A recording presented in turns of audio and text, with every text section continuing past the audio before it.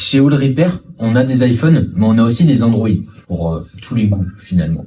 On a de l'entrée de gamme, du milieu de gamme et du haut de gamme. Aujourd'hui, j'aimerais rien parler des OnePlus et des Nothing qu'on a, qui sont des marques pas forcément très connues, mais qui ont d'excellents rapports qualité-prix.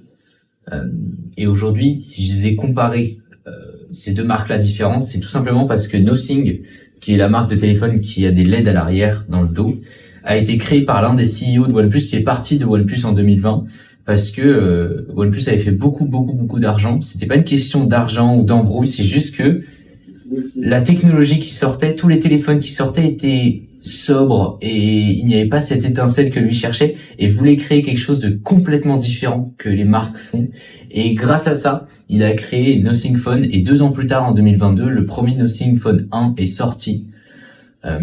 Aujourd'hui, du coup, on a le Nothing Phone 2 chez All Repair, on a le OnePlus Nord 3 et le OnePlus Nord 2T. Aujourd'hui, on va les comparer pour savoir qu'est-ce que c'est, qu'est-ce qu'ils font, quelles sont leurs caractéristiques, pour savoir aussi, pour vous, que vous puissiez savoir lequel irait le mieux en fonction de votre besoin. Donc ces trois téléphones ont des points communs. Par exemple, on a un capteur principal sur les trois téléphones de 50 mégapixels pour d'excellentes photos, d'excellents rendus, même en zoomant dans la photo. Ces trois téléphones ont une charge rapide, donc les deux OnePlus ont une charge de 80 watts et le Nothing Phone de 45 watts. Le Nothing Phone a un écran de 120 Hz pour assurer un maximum de fluidité. Le OnePlus Nord 2T a un écran de 90 Hz qui a une fluidité exceptionnelle. 90 Hz, c'est le bon compromis entre 60 et 120 pour assurer une bonne fluidité tout en consommant très peu d'énergie. Et le OnePlus Nord 3 a un écran 120 Hz aussi, tout comme le Nothing Phone. Les trois ont de très grosses batteries. Le Nothing Phone a une batterie de 4700 mAh. Le OnePlus Nord 2T 4500 et le OnePlus Nord 3 5000 mAh, ce qui est astronomique. Surtout avec une charge rapide comme ça, si jamais vous consommez beaucoup, vous pouvez charger votre téléphone en 1 heure, 1 heure et demie et il a fait un 0 à 100% assuré. Alors le Nothing Phone et le OnePlus Nord 2T ont un écran en 1080p, donc tout à fait standard, d'excellente qualité, surtout pour un téléphone. Le Nothing Nord 3 s'en tire avec un meilleur écran en 1240p, parce qu'il est sur une meilleure résolution. Après, il est plus grand, donc forcément, pour avoir une meilleure densité de pixels, c'est toujours mieux. Les trois téléphones s'en tirent avec de très bons processeurs, un 8 Plus Gen 1 pour le Nothing Phone, ce qui est excellent, même encore aujourd'hui, même s'il a quelques années, il est excellent, il pourra vous faire tout tourner, que ce soit des réseaux sociaux, des très gros jeux vidéo, la vidéo, la photo, il est excellent sur tout point. Le OnePlus Nord 2T, qui est un peu plus milieu de gamme, va rester sur un Dimensity 1300 qui est un peu moins bon, mais qui reste très correct sur toute tâche, peut-être moins dans les gros jeux, mais si vous êtes quelqu'un d'assez sobre dans une utilisation de téléphone, ça fera tout à fait le travail.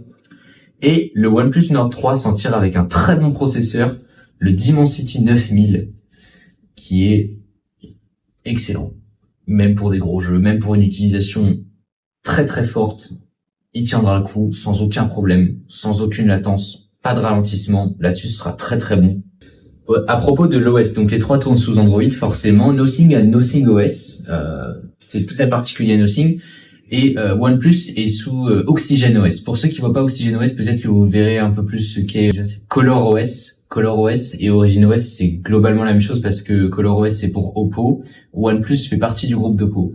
Donc, OxygenOS est quasiment pareil sur 99% des points. Et c'est l'OS souvent qu'on compare avec le plus de similarité avec iOS. Donc pour les gens qui switchent d'iPhone à Android, moi personnellement je conseillerais un OnePlus ou un Oppo parce que OxygenOS ou ColorOS, c'est vraiment identique. Excellente fluidité, très intuitif, très minimaliste, très simpliste, avec toutes les fonctionnalités d'Android et toute la liberté qu'Android propose par rapport à iOS, évidemment. Pour ceux qui se demanderaient à quoi ressemblent les LED à l'arrière, alors l'avantage des LED, c'est que vous pouvez les personnaliser en fonction de notifications, ça peut se synchroniser avec le son que va faire le téléphone en jouant de la musique ou en sonnant pour un réveil ou une notification.